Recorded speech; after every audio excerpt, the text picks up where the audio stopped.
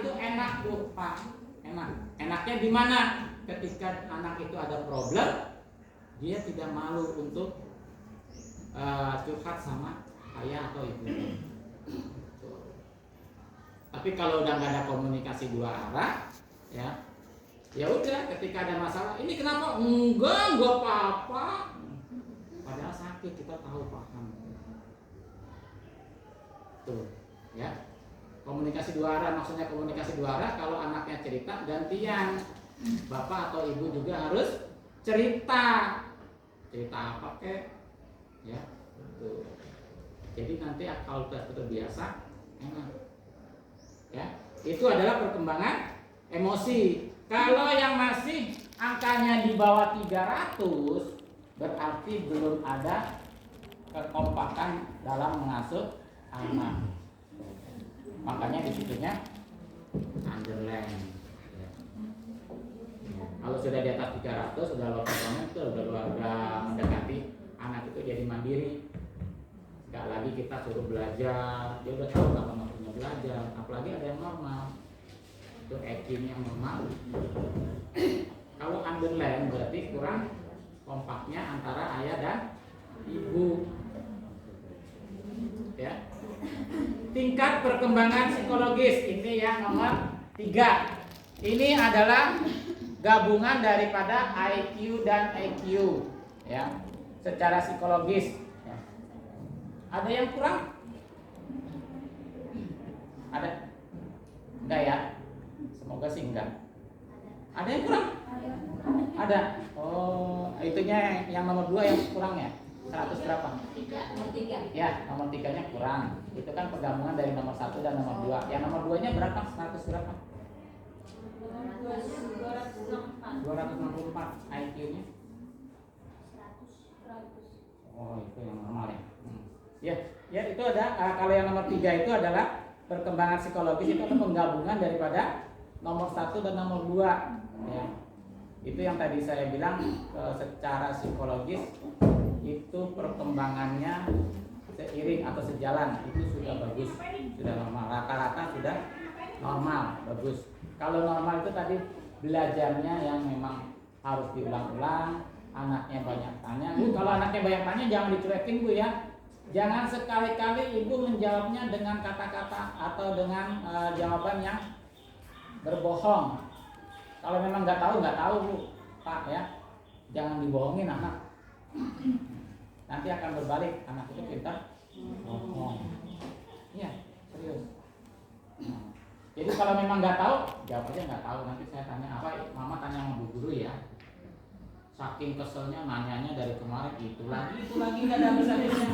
Ayah jawabnya asal bohong. Ya. Mendingan nggak usah dijawab. Besok mama tanyakan sama bu guru ya. Tuh, ini maksudnya apa? Ya. Itu kalau udah paham, dia akan lama ingatnya Bu. Wah, ya. Ingatnya akan lama dia. Bulan depan kalau tanya lagi dia masih ingat. Itu yang normal. Jadi kalau yang perkembangan psikologisnya kurang, itu bisa jadi di pola asuhnya yang belum kompak. 200 berapa tadi? Masih underline ya. Tuh. Yang nomor 4, tingkat motivasi belajar. Ada yang kurang? Ada. Bisa jadi di rumah itu belum diterapkan jam belajar yang konsisten. Terserah lah mau belajar, nggak belajar ya. Yang penting sekolah bisa mengikuti. Nggak gitu Bu ya. Harus ada kerjasama antara guru dan orang tua. Jadi kalau kita menekankan sekolah, kalau anak udah sekolah ya itu udah tugasnya guru. Kalau di rumah ya itu tugasnya orang tua. Lebih banyak mana Bu ketemunya, di sekolah apa di rumah? Di rumah. Ya. Jadi maaf ya, saran dari kami memang seperti itu ininya tahap-tahapannya seperti itu. Jadi yang namanya belajar itu bukan hanya mengisi, kalau ada PR Kalau nggak ada PR nggak belajar. Nah, itu yang bahaya. Karena di kurikulum Merdeka, Bapak Ibu udah tahu kalau sekarang ini kurikulumnya kurikulum Merdeka. Nah, itu tidak ada lagi PR sebetulnya. Yang namanya tugas sekolah, selesai program KBM itu kegiatan belajar mengajar. Kalau memang ada tugas, dikerjakan di sekolah. Karena Bu Guru atau Pak Guru itu dengan setia menunggu. Iya Bu ya? Kalau yang kelas 6 ini masih K3 Belum Merdeka? Belum. Belum merdeka. Yang kelas 6 belum. Oh, Tahun depan baru. Oh, ini kelas 6. Oh iya. Ya, di tahun depan nanti di kurikulum Merdeka itu tidak ada lagi namanya PR, Bu.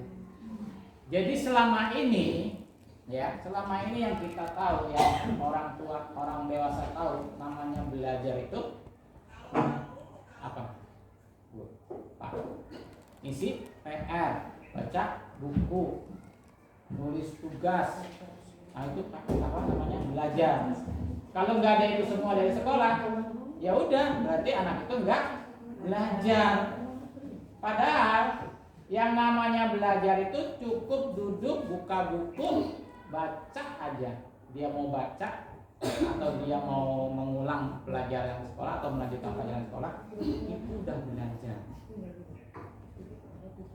Masalahnya orang tua biasanya kalau anak belajar itu kepinginnya berapa lama Bu? Pak? Berapa? Lama Pak. Iya lama tuh berapa? Berapa menit? Berapa jam? Sejam lah. Sejam. Wow, luar biasa. Anak kalau kan nggak mau. Nah, jangankan sejam, 5 menit aja udah pantatnya udah pengennya.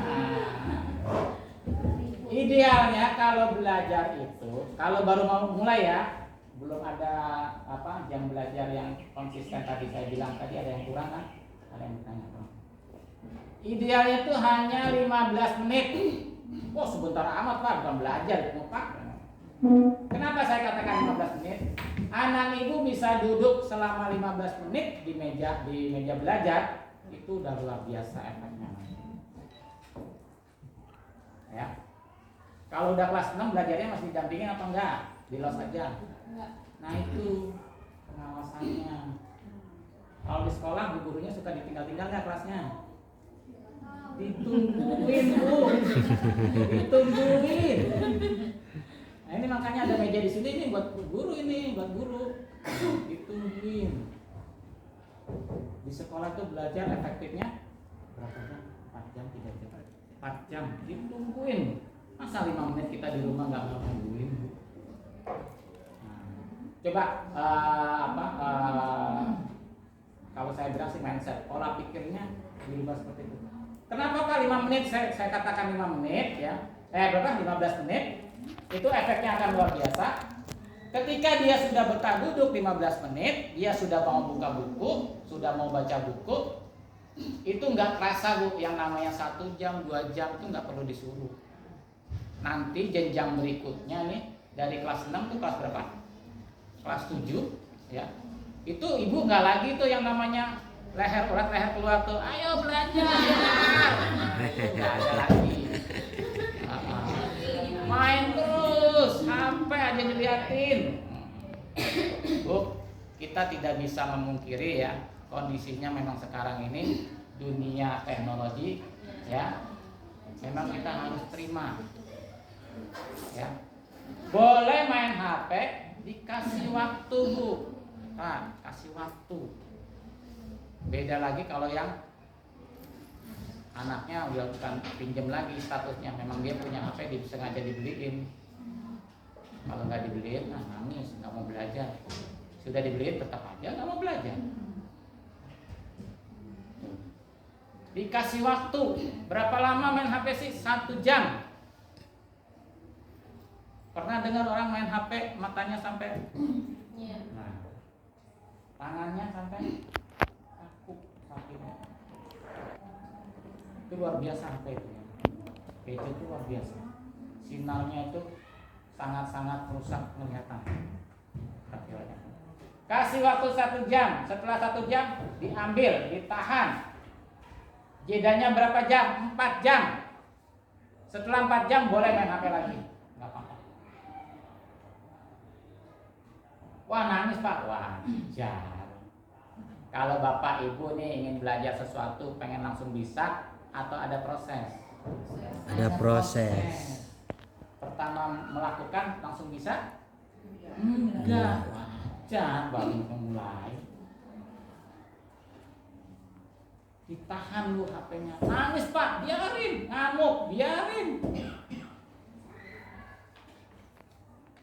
Ibu tes, Bapak tes selama 21 hari. Setelah 21 hari dia sudah akan terbiasa. Itu yang namanya proses. Ya. Kalau sudah berproses seperti itu, enak nanti ke depannya. Karena selama ini umumnya orang tua, ya, orang dewasa itu dalam mengasuh anak itu menerapkan apa yang dulu diterima dari orang tua. Betul apa betul? Betul. Dulu ibu saya tuh begini. Nah, dipraktekin ke anak. Iya, namanya pola asuh balas dendam.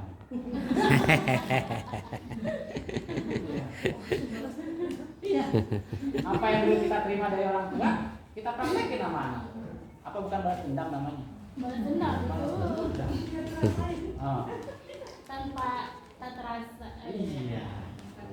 Iya. Setelah tahu seperti ini, tolong dirubah.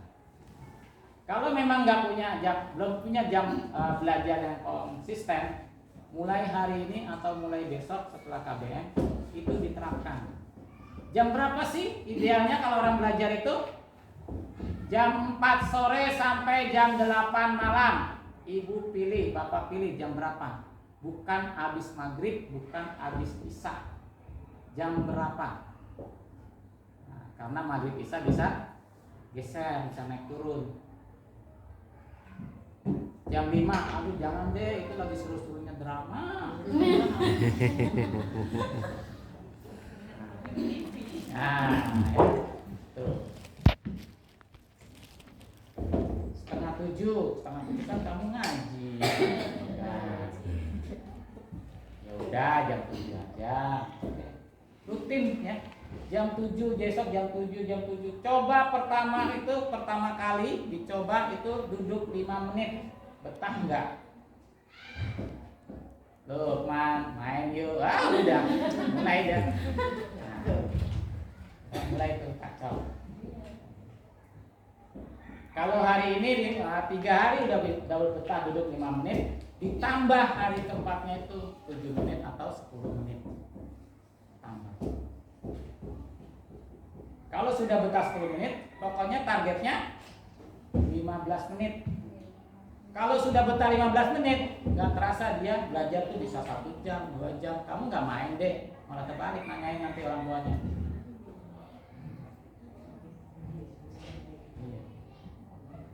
Tuh, ya. Kalau anaknya belajar buka buku, pegang buku, buka buku ya. Yang mendampingi pegang buku, jangan pegang HP. Yang ngajarin megang HP.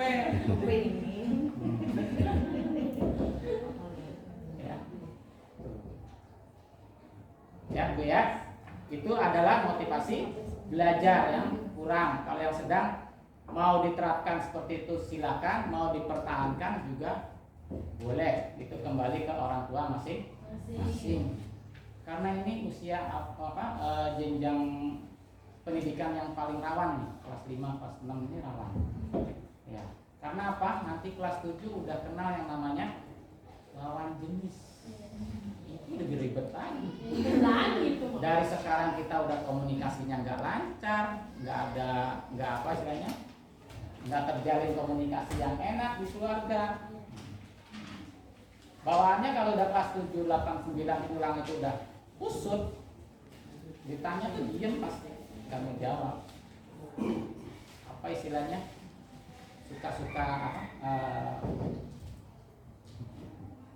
pacaran yang baru pacaran itu apa namanya? Galau. Terus galau. Kenapa deh? Males Pak. Makan enggak? Males. Gara-gara si dia. Iya.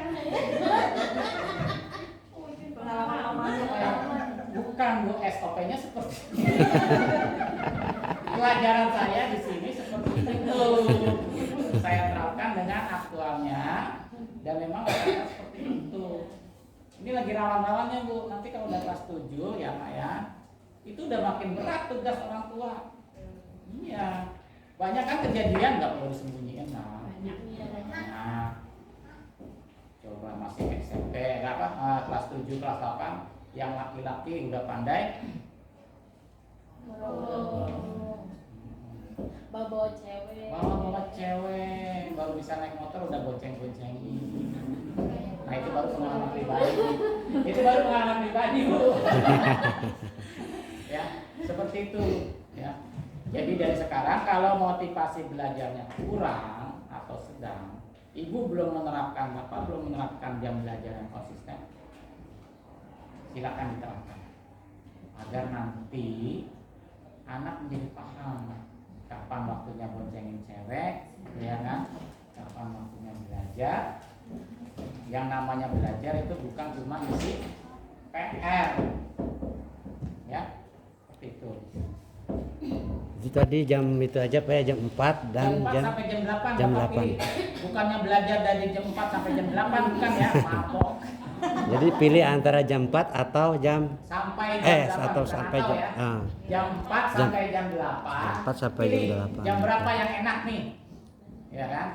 Jam 4 baru pulang sekolah kayaknya capek kasihan enggak apa-apa. Jam 5 yang ngajarin ibunya. Ah, Dek, nanti aja ya drama Koreanya episode terakhir. Sayang banget. itu Pak waktunya berapa menit tadi yang bagus 15 ini? menit, Pak. 15 menit saja. Bukan nggak boleh. Bapak coba 15 menit, kalau anak sudah bisa betah duduk 15 menit di meja belajar, berarti udah bagus.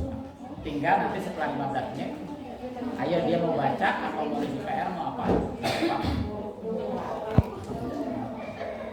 Ya, karena yang selama ini kita tahu belajar itu ngisi PR, nggak ada PR dari sekolah berarti nggak belajar. Tuh. Bisa saya lakukan. Saya juga dulu gitu Bu, saya baru tahu oh ternyata begitu. Saya praktekin ke anak, kan bukan balas dendam, beda ya. Iya. Bukan balas dendam saya praktekin yang saya tahu kok. Luar biasa. Bu, Pak. nggak boleh izin ada pulang duluan nggak? Boleh. Mau jemput anak kan? Nanti kalau misalkan kurang puas di situ ada nomor telepon. Iya. Cepat dulu. Ya. Mama siapa tuh? Ada yang mau nganterin? Mama Tasya, Sofiana. Ini Bu. Ya. Pak, ya bukannya yang bagus itu belajar itu habis subuh Pak. Iya. Kalau memang bisa nggak masalah. Nggak masalah sebelum berangkat sekolah buka buku. Ya. Tapi kalau habis subuh itu belajar yang isi PR, dijamin nggak akan selesai. Nggak akan selesai. Ujung-ujungnya apa? Antar di sekolah aja lah nyon.